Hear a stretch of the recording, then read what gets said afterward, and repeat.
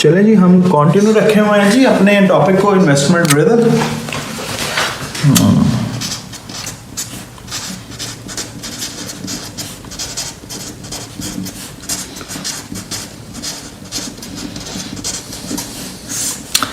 अच्छा जी, अब हमारे पास जो इन्वेस्टमेंट रिदम में जो फर्स्ट मेथड है that is accounting rate of return.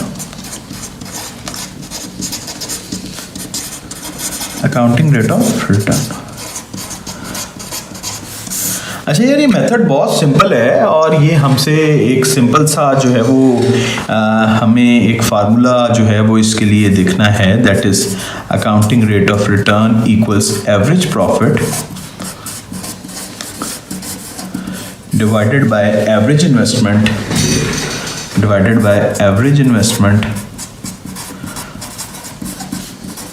Into 100। सो बेटे, हम एवरेज प्रॉफिट को डिवाइड करते हैं एवरेज इन्वेस्टमेंट से और मल्टीप्लाई करते हैं 100 से, तो हमारे पास सम परसेंटेज जो है वो आंसर आ जाता है। दिस सिंपल जो है ratio is accounting rate of return. What it means मैंने जो इन्वेस्ट किया हुआ है उस इन्वेस्ट पे मेरा क्या प्रॉफिट बनता है averagely. Accounting rate of return हमें पर एनम रिटर्न बताता है कि भाई एक साल में averagely, for example average profit का क्या मतलब है। एवरेज प्रॉफिट का मतलब ये है कि अगर हम किसी बिजनेस की अप्रेजल कर रहे हैं और उस बिजनेस की लाइफ 4 इयर्स है, तो हम उस बिजनेस के 4 इयर्स के प्रॉफिट्स को ऐड करके डिवाइडेड बाय 4 कर देंगे तो हमारे पास एवरेज प्रॉफिट आ जाएगा। बेटे याद रहे, एवरेज प्रॉफिट की कैलकुलेशन में हम हमेशा क्या लेस करेंगे डेप्रिसिएशन को। डेप्रिसिएशन को कभी भी इग्नोर नहीं करना। डेप्रिसिएशन को आपने लेस करना है। डेप्रिसिएशन माइनस करने के बाद आपके पास प्रॉफिट आएगा, profit of year 1 plus profit of year 2 plus profit of year 3 plus profit of year 4 divided by 4, तो ये आपके पास आ जाएगा बेटे एवरेज प्रॉफिट। और मैंने ये बताया कि प्रॉफिट की कैलकुलेशन में डेप्रिसिएशन माइनस करेंगे। फिर हमारे पास है एवरेज इन्वेस्टमेंट। एवरेज इन्वेस्टमेंट क्या है जी? एवरेज इन्वेस्टमेंट इज कि जो आप एक बिजनेस करने जा रहे हो उस बिजनेस की कॉस्ट प्लस उस बिजनेस की स्क्रैप वैल्यू या रेजिडुअल वैल्यू डिवाइडेड बाय 2, ये तो आ गई एवरेज इन्वेस्टमेंट। प्लस जब आप कोई बिजनेस करते हो तो खाली एक आप जो है वो प्लांट या एक मशीनरी नहीं बाय करते, आपको कुछ वर्किंग कैपिटल में भी इन्वेस्ट करना पड़ता है, तो हम प्लस करते हैं additional working capital required, additional working capital जो हमने इस बिजनेस में इंट्रोड्यूस करवाया है।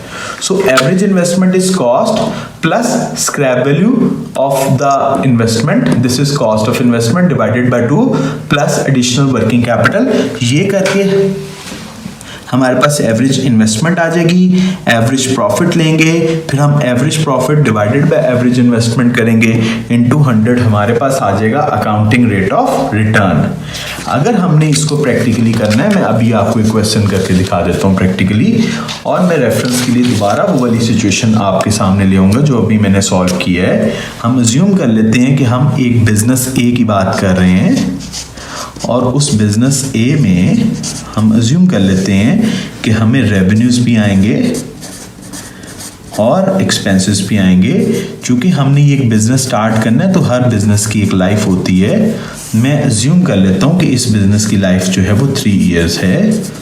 इस 3 इयर्स में मेरे पास रेवेन्यू आ रहे हैं फर्स्ट ईयर के 100,000, सेकेंड ईयर के 70,000, थर्ड ईयर के 80,000 और मेरे पास एक्सपेंसेस हैं 50,000, 30,000, 40,000। ठीक है जी, ये तो है रेवेन्यूज और एक्सपेंसेस। फिर मुझे बिजनेस ए की कॉस्ट पता है, मुझे पता है जी बिजनेस ए की कॉस्ट कितनी है, $120,000। मुझे बिजनेस ए की लाइफ पता है वो कितनी है, 3 इयर्स के 3 इयर्स में रेवेन्यू एक्सपेंसेस हैं। मुझे बिजनेस ए की स्क्रैप वैल्यू या रेजिडुअल वैल्यू भी बता दी जाएगी। जी रेजिडुअल वैल्यू है बिजनेस ए की, लेट्स सपोज विच इज 30,000। अब मैं क्या करूंगा, मैंने अभी कोई ज्यूम नहीं किया कि there is any additional working capital, मैं तो बिल्कुल सादा सी प्रैक्टिस करवा रहा हूं। मैं सबसे पहले कहूंगा मेरी ARR किसके इक्वल है। ARR अभी हमने थोड़ी देर पहले एक फार्मूला किया है, that is average profit over average investment into 100। तो average profit divided by average investment into 100। अब मैं एवरेज प्रॉफिट निकाल लेता हूँ। एवरेज प्रॉफिट की कैलकुलेशन किस तरह हो सकती है जी, इसको बिल्कुल सिंपल कर लेते हैं जी। ईयर 1 है, ईयर 2 है, ईयर 3 है, ठीक है जी। अगर मैं ईयर 1 के रेवेन्यूज़ लिखूँ तो रेवेन्यू है ईयर 1 के $100,000, ईयर 2 के 70,000, ईयर 3 के 80,000। मैं रेवेन्यूज़ के साथ एक्सपेंसेस लिख लेता हूँ। ईयर 1 के एक्सपेंसेस हैं 50,000, 30,000, 40,000। मैं इन एक्सपेंसेस को एक्सपेंसेस पेड कह रहा हूँ जी, ठीक है जी। सो मैं यहाँ पे जो प्रॉफिट निकालूंगा वो असल में क्या होगा, cash inflow, net cash flow. Net cash flow क्या आ जाएगा, 100,000 minus 50,000 is 50,000, then 70,000 minus 30,000 is 40,000, then 80 minus 40 is 40। याद रहे, अब मैंने डेप्रिसिएशन माइनस करनी है। जब तक आप डेप्रिसिएशन माइनस नहीं करेंगे आपका एवरेज प्रॉफिट का वैल्यू कभी भी ठीक नहीं आएगा। सो डेप्रिसिएशन किस तरह माइनस होगी, डेप्रिसिएशन हम निकाल लेते हैं, वो हमें मेथड भी बताएगा। लेट्स सपोज वो कह देता है जी स्ट्रेट लाइन मेथड है। तो स्ट्रेट लाइन मेथड में हम क्या करते हैं, एवरेज इन्वेस्टमेंट के फार्मूले को, जो कि एवरेज इन्वेस्टमेंट का फार्मूला क्या है, cost plus scrap value divided by 2, उसको डेप्रिसिएशन के फार्मूले से कंफ्यूज नहीं करो। स्ट्रेट लाइन क्या होती है, cost minus scrap value divided by life. Cost कितनी है 120,000 माइनस स्क्रैप वैल्यू 30,000, 120,000 माइनस 30,000 ये कितना आ जाएगा जी, ये आ जाएगा 90,000। लाइफ क्या है 3 इयर्स, तो बेटे पर ईयर डेप्रिसिएशन क्या आ गई 30,000। हर साल में डेप्रिसिएशन माइनस करूंगा 30,000, बेटे फिर आएगा मेरे पास प्रॉफिट। यहाँ 20,000, यहाँ 10,000, यहाँ 10,000, और मेरे पास टोटल प्रॉफिट क्या आ जाएगा 3 इयर्स का 40,000। मैं इसको डिवाइडेड बाय 3 करूंगा एवरेज प्रॉफिट के लिए, तो 40,000 डिवाइडेड बाय 3 आ जाएगा 1 tetra 3। This is my average profit, जो मैं उसको, अब एवरेज इन्वेस्टमेंट क्या है जी, एवरेज इन्वेस्टमेंट है cost plus scrap value divided by 2 plus additional working capital 0 है। कॉस्ट कितनी है जी, कॉस्ट इज 120,000, स्क्रैप वैल्यू कितनी है, दैट इज 30,000, डिवाइडेड बाय 2 किया तो मेरे पास आ गया 75,000। अब मैं करूंगा 1, तो बेटे मेरे पास आंसर आ जाएगा 17.7%। तो this is really simple, it is very simple to solve the accounting rate of return. एक क्वेश्चन और कर लेते हैं, फिर मैं बताता हूँ अकाउंटिंग रेट ऑफ रिटर्न के हमें एडवांटेजेस क्या मिलते हैं जी, या इसके क्या, किस तरह से हम इसको यूज कर सकते हैं। तो एक क्वेश्चन हम और कर लेते हैं जी अकाउंटिंग रेट ऑफ रिटर्न का।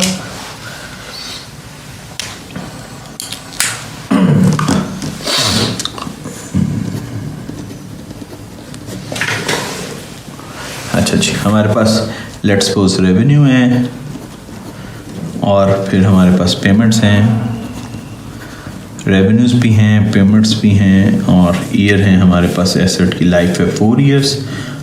फर्स्ट ईयर के रेवेन्यू 1,50,000, सेकेंड ईयर के 120,000, थर्ड ईयर के 170,000, फोर्थ ईयर के 140,000, और मेरे पास पेमेंट्स भी हैं, और पेमेंट्स हैं जी 90,000, और यहाँ पे बेटे पेमेंट है 75,000, 100,000, 110,000। तो बेटा मैं रेवेन्यू माइनस पेमेंट्स करूंगा तो मेरे पास कैश फ्लोज आ जाएंगे। कैश फ्लोज कभी भी मेरा फाइनल आंसर नहीं है, क्योंकि कैश फ्लोज जो हैं वो कभी भी मेरा फाइनल आंसर नहीं है। उसकी रीज़न ये है कि मैंने अकाउंटिंग रेट ऑफ रिटर्न निकालना है। तो अकाउंटिंग रेट ऑफ रिटर्न किसके इक्वल है? That is average profit over average investment into 100। मुझे प्रॉफिट चाहिए यार, ये तो कैश आएगा, 60,000 कैश है, ये 45,000 कैश है, ये 70,000 कैश है। अकाउंटिंग में कैश पे नहीं चलना, accounting rate of return depreciation minus करनी पड़ेगी। लेट्स सपोज इस प्रोजेक्ट की कॉस्ट कितनी है वो हमें बता देता है। वो कहता है इस प्रोडक्ट की कॉस्ट है 200,000 और वो कहता है स्क्रैप वैल्यू इसकी नील है जी। ज़्यादातर बातें तो यही करता है जी, स्क्रैप वैल्यू नहीं है, cost is 100,000, scrap 200,000, scrap value 0। तो क्या करूँगा मैं? डेप्रिसिएशन की life is 4 years, method is straight line. आप सिंपल डेप्रिसिएशन निकाल लें, दैट इज डेप्रिसिएशन किस तरह निकलेगी? Depreciation is cost minus scrap value divided by life.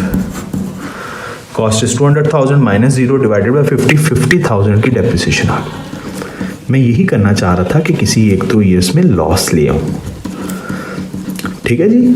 सो अब हमारा ईयर 1 का प्रॉफिट आ गया 10,000, ईयर 1 का प्रॉफिट आ गया 10,000, ईयर 2 में 5,000 का लॉस आ गया, ईयर 3 में 20,000, ईयर 4 में 20,000 का लॉस आ गया।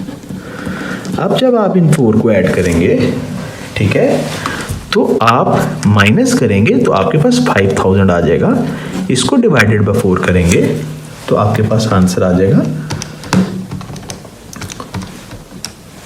1250। This is your average profit 1250. Average investment is 100,000.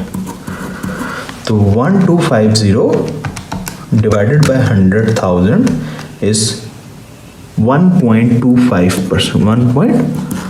तो this is accounting rate of return. आप में से किसी को ये बहुत बुरा लग रहा होगा, है ना? और भाई कोई चीज़ अच्छी बुरी नहीं होती जब तक आप उसके साथ कंपैरिजन ना कर रहे हो। अगर आपने कंपैरिजन करना है तो फिर आप कह सकते हैं कि जी फलां बिजनेस के साथ कंपेयर कर रहे हैं तो उस बिजनेस के साथ देखते हुए ये अच्छा या बुरा। अकाउंटिंग रेट ऑफ रिटर्न के कुछ एडवांटेजेस हैं, कुछ डिसएडवांटेजेस हैं। एडवांटेज क्या है जी? कि ये अकाउंटिंग प्रॉफिट्स पे चलता है। अकाउंटिंग प्रॉफिट्स जो हैं वो अकाउंटिंग स्टैंडर्ड से निकलते हैं और उन पे ट्रस्ट किया जा सकता है। हम इंटरनेशनल अकाउंटिंग स्टैंडर्ड्स को फॉलो कर रहे होते हैं अकाउंटिंग प्रॉफिट निकालने के लिए। फिर जी अकाउंटिंग रेट ऑफ रिटर्न को इसलिए हम फॉलो करते हैं कि जी कैपिटल एक्सपेंडिचर भी तो खर्चा है ना, और हम अकाउंटिंग में उसको डेप्रिशिएट करते हैं। फिर जी अकाउंटिंग रेट ऑफ रिटर्न किसी प्रोजेक्ट की पूरी लाइफ को कंसीडर करता है। आपने देखा, हमने ईयर 1, 2, 3 नहीं देखा, पूरी लाइफ देखी। अकाउंटिंग रेट ऑफ रिटर्न आपके कोर्स में एक वाहिद मेथड है जो कि इन्वेस्टमेंट अप्रेजल करते हुए आपके एग्जिस्टिंग बिजनेस के साथ कंपैरिजन में मदद करता है। देखो ना, आपके एक एग्जिस्टिंग बिजनेस है, फॉर एग्जांपल मेरा एक एग्जिस्टिंग बिजनेस है और उसका rate of return on capital employed मैं कह देता हूँ 20% है। तो मैं कभी भी एक ऐसा बिजनेस नहीं करूँगा जिसका रेट ऑफ रिटर्न 20% से थोड़ा हो। मैं कभी भी एक ऐसा बिजनेस नहीं करूँगा जिसका रेट ऑफ रिटर्न 20% से थोड़ा हो। इसी तरह बेटे इसके डिसएडवांटेजेस भी हैं। डिसएडवांटेज क्या हैं? वो ये हैं कि भाई ये डेप्रिसिएशन को जो है वो एक्सपेंस आउट करते हैं। अकाउंटिंग स्टैंडर्ड्स में बहुत सारी चीज़ें जो है वो हमने एस्टिमेट किए हुए हैं, जैसे provision for doubtful debt estimation है, नॉन कैश एक्सपेंसेस को भी अकाउंटिंग में ट्रीट करते हैं। प्लस जो है ये टाइम वैल्यू ऑफ मनी को इग्नोर करता है। ठीक है ना जी? इस मेथड का एक मसला क्या है? ये टाइम वैल्यू ऑफ मनी को इग्नोर करता है। ये फ्यूचर और प्रेजेंट के पैसों में कोई फर्क नहीं करता। बाकी हम अगली वीडियोस में करते रहते हैं, फिर मैं पास्ट पेपर्स के क्वेश्चन भी करवा देता हूँ। Thank you ji.